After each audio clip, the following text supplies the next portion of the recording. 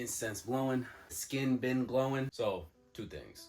One, this video's a little late. These videos are a little late. I got singles list and albums list coming on this channel. Most of all, this channel in general, Chris Price Director's Cut. What the fuck am I doing with it? Answer is, it's essentially what it sounds like, right? Behind the scenes of my work and my artistic mindset. And it's time for me to be consistent with it, and I think albums list and singles list, the music that most inspired me this year, showcasing that is a good way of kicking off that consistency. So let's get into it, man. This is my top 50 favorite singles of 2023. These are the songs that, again, inspired me the most, pushed me spiritually and just mentally to get done artistically what it is that I desire. And while it is a list of 50 and it may come off as if they're ranked, don't take this, and this is a bit of a disclaimer, right? Don't take this as if I'm saying the song at number 1 to me is better than the song at number 7, or that the song at number 7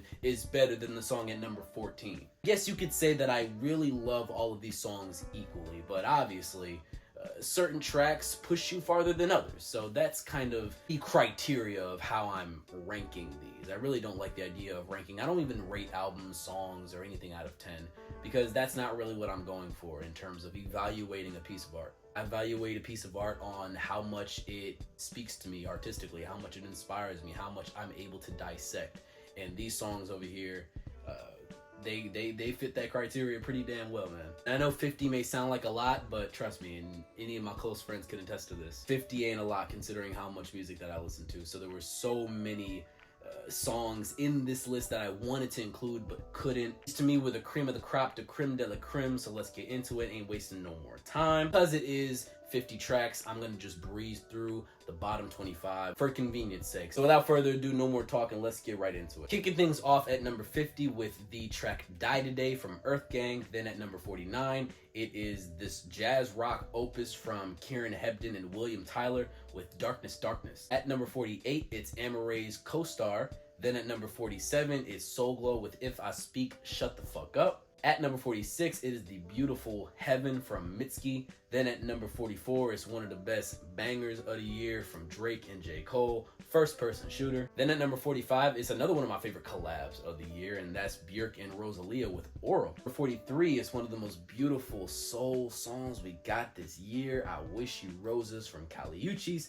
Then at number 42, it's 100 gecs with Hollywood Baby. At number 41, it's a dope-ass commentary on gentrification from Danny Brown, Jenn's Terrific Vacation, Gentrification, you get it. Then at number 40, it's Paranol with We Shine at Night, one of my favorite electronic songs of the year. Then at 39, it's Black Pumas with More Than a Love Song. At number 38, it's the insane, intense, and dynamic 73% from Algiers. Number 37, it's a great rendition of her own track, Spelling with Under the Sun. Then at number 36, it's a multi-phased masterclass from Tinashe, Talk to Me Nice. At 35, it is a personally cutting and creative take on self with Wiki with Lily Pad. Then at number 34, it is Motherless from Killer Mike. The song hit me in ways that I can't really talk about right now, so just go ahead and listen to the track if you haven't. You'll understand by the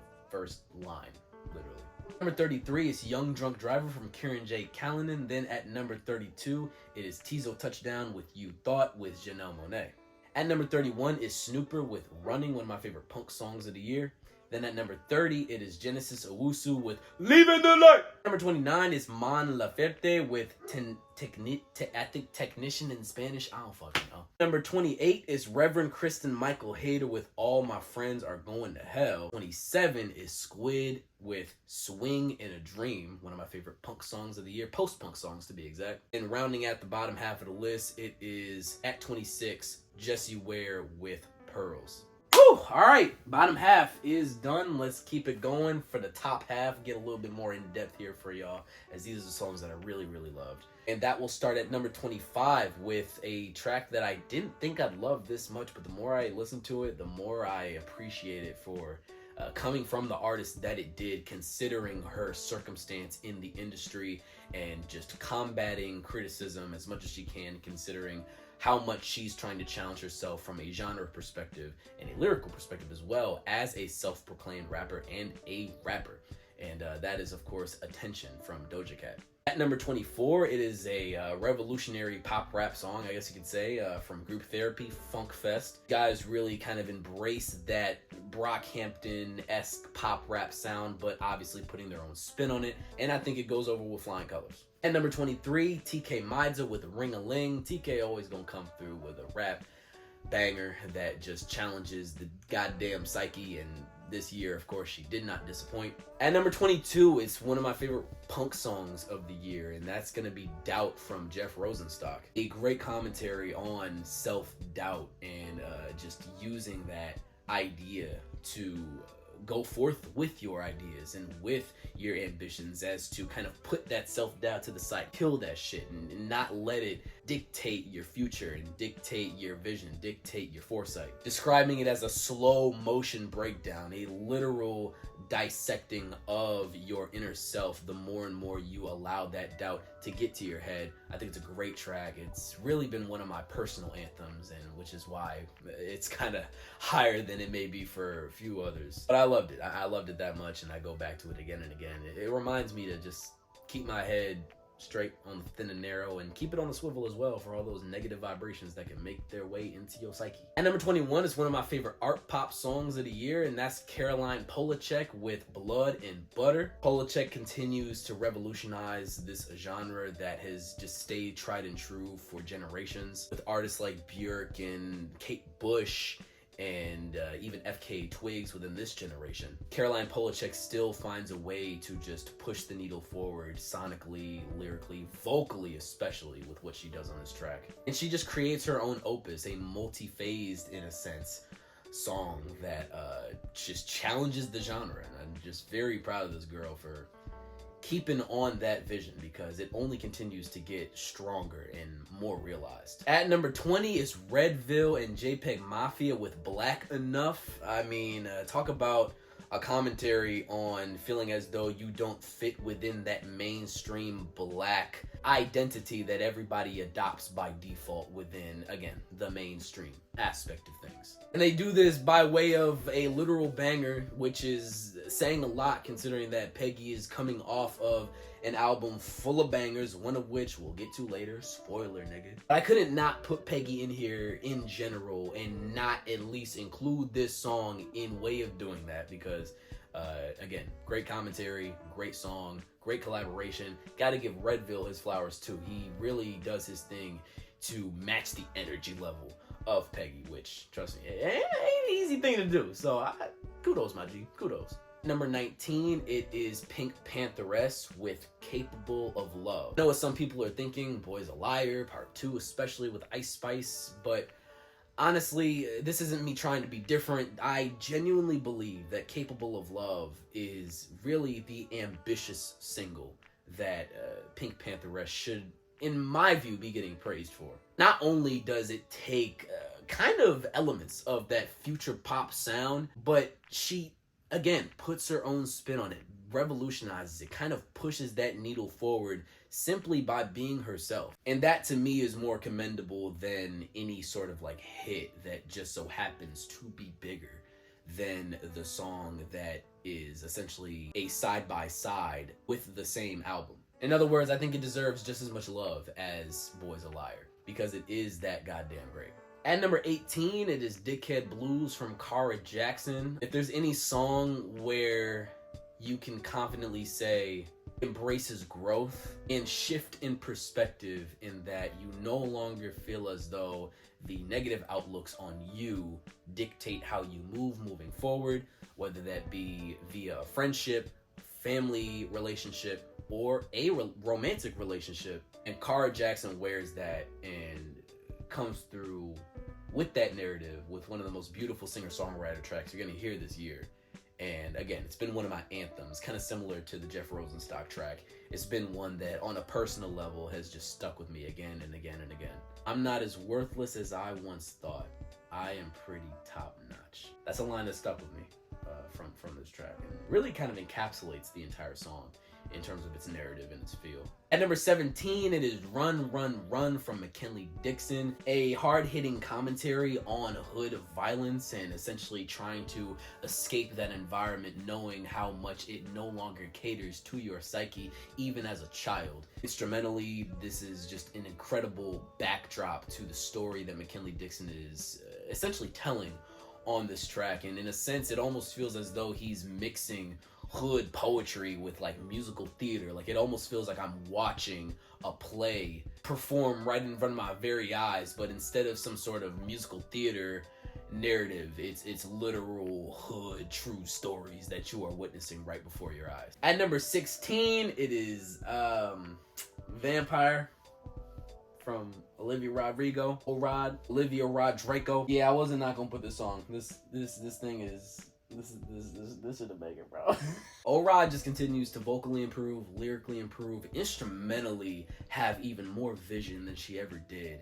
And if this can continue moving forward, very excited to see where she can go past this point, because Vampire, to me, you know, say what you want about its lyrics being essentially the same old love, breakup, heartbreak story we've heard from Olivia Rodrigo time and time again. I think this time around, she delivers that story and that narrative in a way that is capturing by default, because the song is so encapsulating on a sonic level. You gotta hand that to Olivia Rodrigo here. It's that effective. And number 15, it's one of the most beautiful, lush, and orchestral and ornate songs that I heard this year, and that is Meringue Doll from Ichiko Aoba. I discovered Ichiko Aoba about, I want to say 2 years ago, and have just been hooked to her beautiful and just spacious new age and folk fusion for a long time now. And Meringue Doll takes that but adds in more orchestration, adds in more strings and classical elements, and it makes for one of the most beautiful ballads I've heard from both her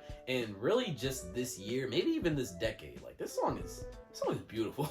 This song is very, very beautiful. Probably one of the most beautiful songs we got in, again, the past few years, given what we've heard so far this decade. So very excited to see what Ichiko Aoba does past this point. If she's going to embrace this orchestral sound, I'm very excited for her next album. Number 14, it is Model Actress with Crossing Guard, one of the most outlandish and insane pop punk songs I heard this year. I'm still wrapping my head around the narrative and the story behind this track, but instrumentally it kicks ass. It really is reminiscent of some of my favorite pop punk that's come out over the years, a la Viagra Boys or LCD Sound System, but even more rugged, even more in your face. And because of that, and with this track, they deserved high praise. At number 13, it is Oh Me Oh My from Lonely Holly. I talk about artists and songs that touch the black soul, and this track from Lonely Holly does just that,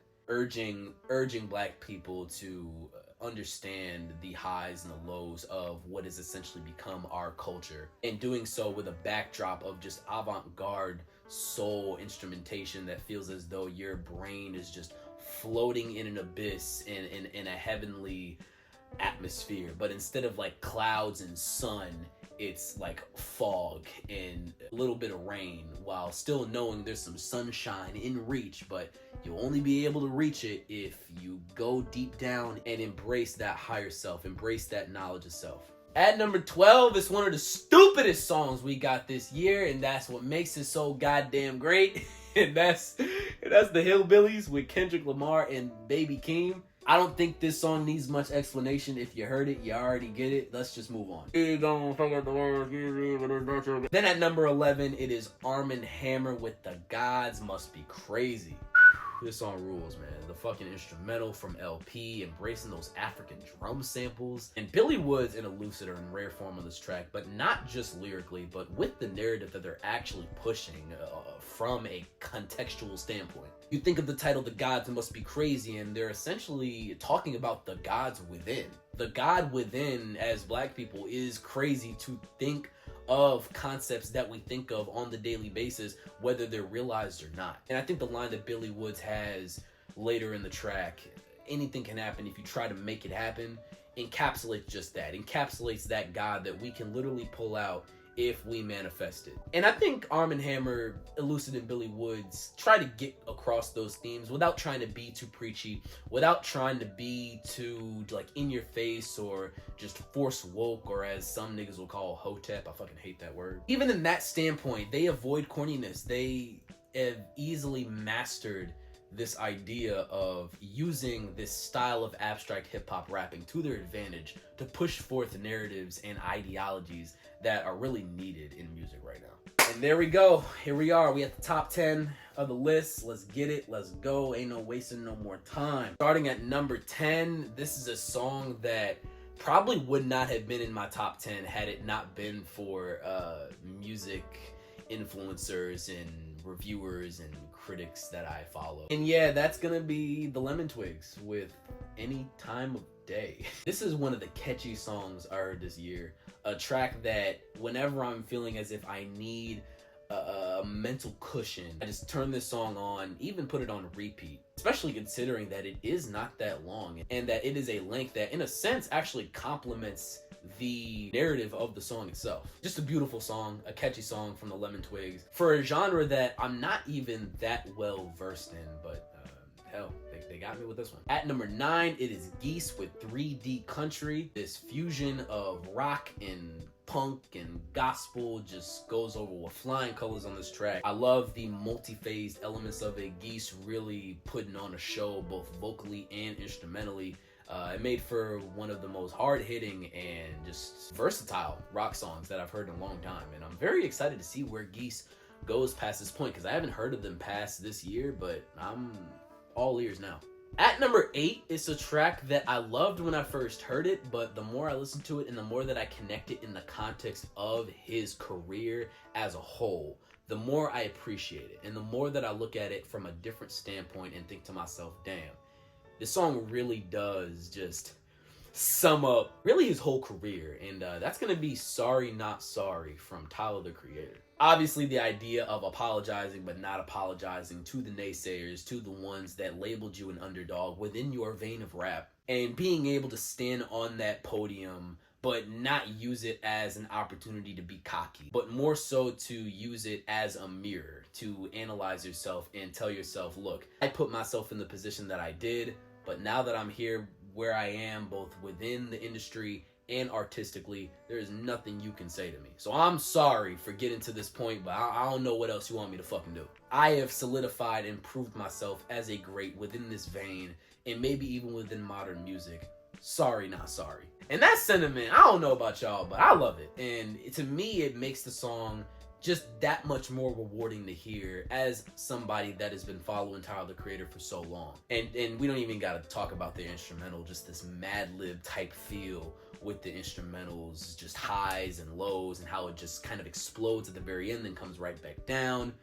Oh, it's such a great track. I love it. I also love the track at number 7, which is Our Land Back from Irreversible Entanglements. I mean, you want to talk about colonialism and what's going on in Palestine and Congo, and I can go on a different list, but specifically those two being the biggest stories, especially as a black person myself, one that prides himself in a lot of Pan-Africanist ideologies. When I think about Congo and connected to this track, yeah, this is one of the greatest songs that we got this year in terms of relevancy, because not only is it probably my jazz song of the year, but it's just such a powerful commentary on, again, colonialism and wanting your land back, desiring your home back, your truthful roots as an Aboriginal, African, whatever you want to call it. More Mother's spoken word on this thing in every phase of the track is just, damn,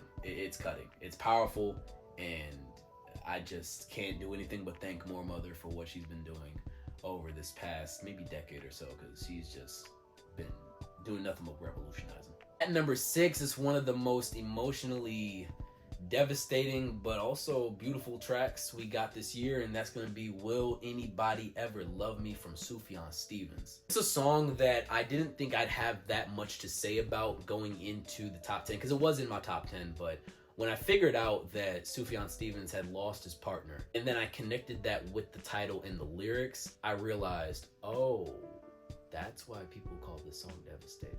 Yeah, when he says, will anybody ever love me, he literally means after such a powerful connection that I've had with this person, for them to essentially have their time come, will I ever experience that again?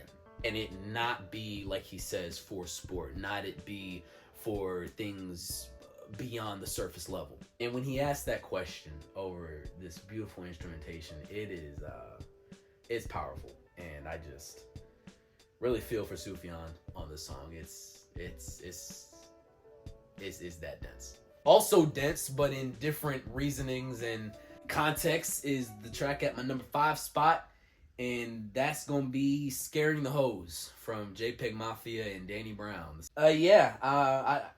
I don't want to get too much into what this song is about because I want to talk about the album in my albums list. Spoiler, you knew that shit was coming. Basically put, great collaboration. Title "Scaring the Hoes" is embraced on this song in ways I don't even want to talk about right now. But I do love the satire behind the phrase itself, given its relevance within social media culture, to be exact, and how the phrase has kind of pushed itself within that realm. They embrace it, and they use it to make probably one of the best, the best rap song in my view of the year. So there you go. Number 4 on the list is going to be Lana Del Rey with "American Horror." This is an artist that I can't really say I was a fan of before this. Actually, no. Before 2018. I really did like Norman fucking Rockwell. But I loved this album. Specifically, this song, "American Horror," where Lana gives us a multi-phase masterclass. It's that great. I mean, lyrically dealing within the themes of satirizing feminism, but not in a way that, again, is corny, but more so in a way that is self-reflective. Using the context of being a whore in America and having all these stories to essentially not necessarily help with your argument of being that. It goes over for Lana to make for, in my opinion, one of her most powerful songs. And that switch up at the end with that bass drop, I mean, goddamn. What more could you want from this track? I really don't. Lana, she did her thing, man. Who also did their thing is the band at number 3, and that is Sprain with "Man Purposes, God Disposes." Yeah, rock song of the year, no question. This shit is, again, multi-phase, just like the previous track, but it's devastating, it's crushing. This to me is one of the most apocalyptic rock experiences that I've heard since 2014 Swans, and that is saying a lot. But by that same token, it's very unfortunate considering that Sprain is essentially defunct as of the release of both this song and this album. So no more Sprain, but it's great that they were able to leave us with this track and this record, and who knows, maybe one day they'll come back around and give us some more masterpieces, because all I can say is modern rock needs y'all. They really do, because this was something special.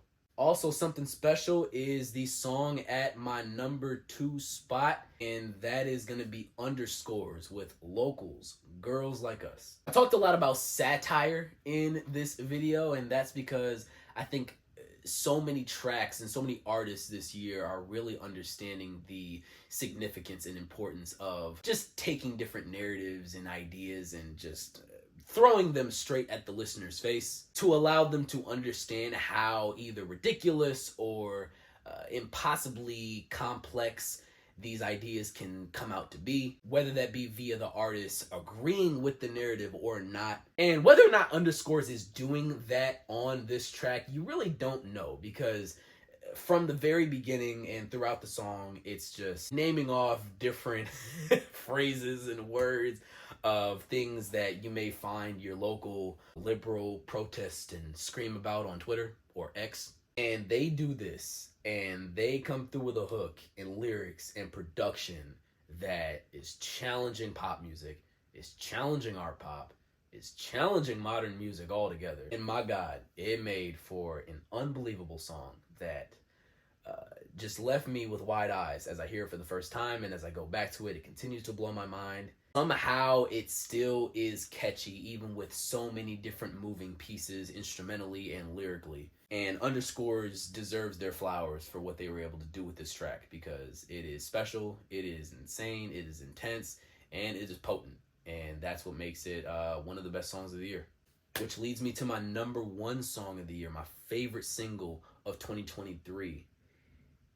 And that is Sampha with Spirit 2.0. Everything that I just said about the previous song essentially applies to this track, but instead of it coming from a mental and a lyrical standpoint, it is coming from a spiritual standpoint. Not necessarily satirizing these feelings of needing to find self, but more so urging the listener to remember and take into account that your spirit and your energy and your frequency is going to catch up to you regardless of how fast you feel as though you may be moving.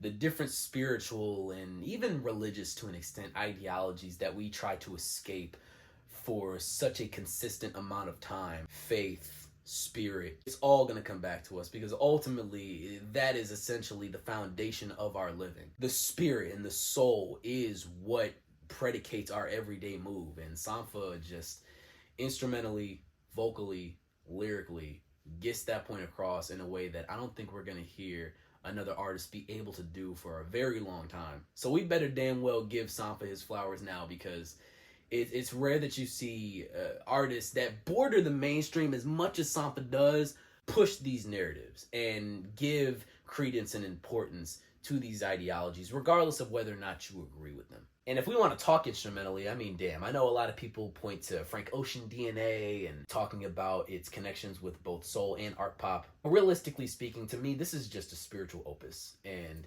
Sampha uses it as a means of, again, digging into the black psyche, in my view, and doing so with flying colors, and doing so in a way that makes for the best song of 2023, in my humble perspective. And I'm gonna leave it at that. Thank y'all for watching. Let's keep this thing going. Really wanna embrace this channel a lot more moving forward, and that is the plan. 50 favorite albums coming up next. Y'all stay tuned for that. Hit that bell so you don't miss it. I don't have a fitting outro for this channel. For this video, I'll quote Pat McAfee. Be a friend, tell a friend something nice.